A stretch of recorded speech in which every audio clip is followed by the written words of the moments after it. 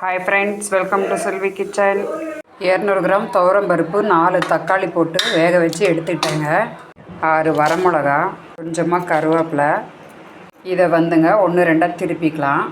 2 கட்டு மணத்தக்காளி கீரை பாருங்கள், க்ளீன் பண்ணி கழுவி அரிஞ்சு வச்சுருக்கேங்க. அடுப்பு பற்ற வச்சு ஒரு வாணையில் வச்சுட்டேங்க. இப்போ நம்ம கழுவி வச்சா மணத்தக்காளி கீரை இதில் போட்டுக்கலாம். தேங்காய், வரமிளகா, ஜீரகம் நம்ம திருப்பி வச்சுருந்தோம் இல்லைங்க, அதை இதில் போட்டுக்கலாம். இதுலேயேங்க 1 ஸ்பூன் உப்பு போட்டுக்கலாம். இதை அப்படியே கலந்து விடுங்க. எல்லாத்தையும் இந்த மாதிரி கலந்துக்குங்க. மணத்தக்காளி கீரை எல்லாம் நல்லா வெந்து வந்துருச்சுங்க. நம்ம வேக வச்சா பருப்பை இதில் போட்டுக்கலாம். பருப்பு போட்டு நல்லா கலந்துக்குங்க. கீரை எல்லாம் போட்டு நல்லா இந்த மாதிரி கலந்துட்டேங்க. மணத்தக்காளி கூட்டு சூப்பராக ரெடி ஆகிடுச்சிங்க. இப்போ நம்ம அடுப்பை ஆஃப் பண்ணிக்கலாம். மணத்தக்காளி கூட்டுக்கு தாளிச்சிக்கலாங்க. அதுக்கு ஒரு 4 ஸ்பூன் ஆயில் ஊற்றிருக்கேன். 1 ஸ்பூன் கடுகு, 1/4 டீஸ்பூன் ஜீரகம். எல்லாம் பொரிஞ்சு வந்துருச்சுங்க. பொடியே நறுக்கினா சின்ன வெங்காயம் கொஞ்சம் போட்டுக்கலாம். 4 வரமிளகா கிள்ளி வச்சுருக்கேங்க, அதையும் போட்டுக்கலாம். இது எல்லாத்தையும் நல்லா கலந்து விடுங்க. தாளிப்பு எடுத்து இப்போ நம்ம குழம்புல போட்டுக்கலாம். அட்டகாசமான மணத்தக்காளி கீரை கூட்டு சூப்பராக ரெடி ஆகிடுச்சிங்க. மணத்தக்காளி கீரை கூட்டு அப்படியே எடுத்துக்கலாங்க.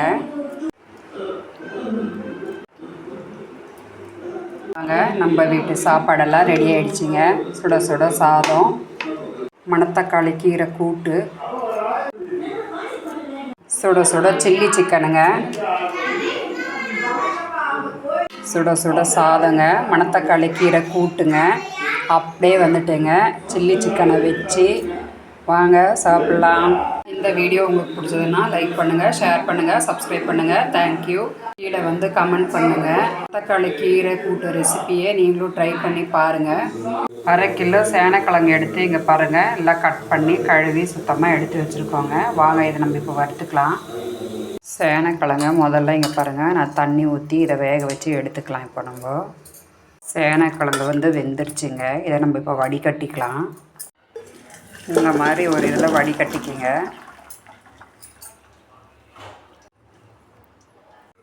இந்த மாதிரி வடிகட்டி எடுத்துக்கோங்க. இங்கே பாருங்கள், சேனக்கிழங்கு வெந்துருச்சுங்க. வடிகட்டி எடுத்த சேனக்கிழங்குல 1/2 ஸ்பூன் மஞ்சத்தூள், 1 ஸ்பூன் தனி மிளகாய்த்தூள், 1 ஸ்பூன் தனியா மிளகாத்தூள்,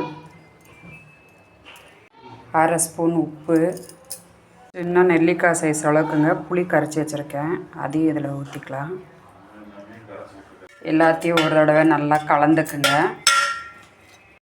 இந்த மாதிரி எல்லாத்தையும் கலந்துக்குங்க. இது ஒரு 10 நிமிஷம் அப்படியே ஊறட்டங்க. அடுத்து நம்ம வறுத்துக்கலாம். ஒரு வாணையில் வச்சுங்க. இதில் நம்ம ஒரு 5 ஸ்பூன் ஆயில் ஊற்றிக்கலாம். கலக்கி வச்ச சேனக்கிழங்கை இப்போது இதில் போட்டுக்கலாங்க.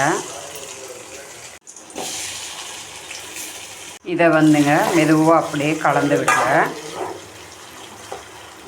சிறு தீயிலே வச்சு இந்த மாதிரி கலந்து விட்டுக்கிட்டே இருங்க. ஒரு 10 நிமிஷம் கழித்து மறுபடியும் இந்த மாதிரி கலந்து விடுங்க. அடி பிடிக்காமல் இருக்கணும். சேனக்கிழங்கு ஃப்ரை பாருங்கள், மொறுன்னு நல்லா வறுத்துட்டோங்க. இந்த அளவுக்கு நம்ம வறுத்துக்கிட்டோம்னா போதும். சேனக்கிழங்கு ஃப்ரை ரெடி ஆகிடுச்சு. இப்போது வாங்க, நம்ம வீட்டு சாப்பாடு இன்றைக்கி ரெடி ஆகிடுச்சிங்க. சுட சுட சாதம், வெண்டைக்காய் சாம்பார், சொரா கருவாடு ஃப்ரை, சேனக்கிழங்கு ஃப்ரை.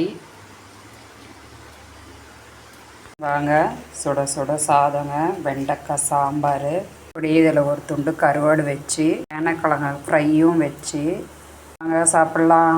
இந்த வீடியோ உங்களுக்கு பிடிச்சதுன்னா லைக் பண்ணுங்கள், ஷேர் பண்ணுங்கள், சப்ஸ்கிரைப் பண்ணுங்கள். தேங்க்யூ. சேனக்கிழங்கு ரெசிப்பியை நீங்களும் ட்ரை பண்ணி பாருங்கள். இதில் எனக்கு கமெண்ட் பண்ணுங்கள்.